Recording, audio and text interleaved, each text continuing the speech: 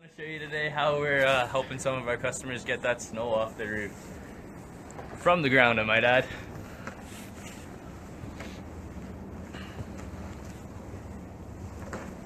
It's really, really easy.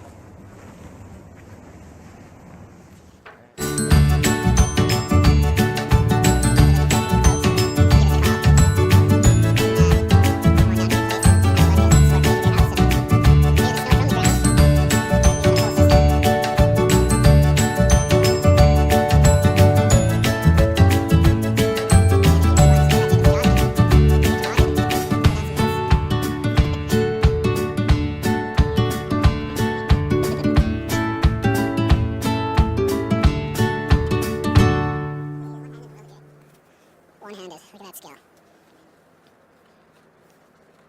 Missing some big chunks on the roof there, bud.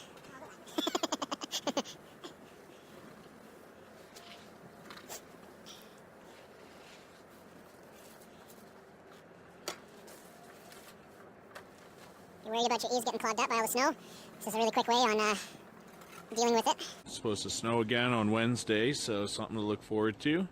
If you guys need anything done,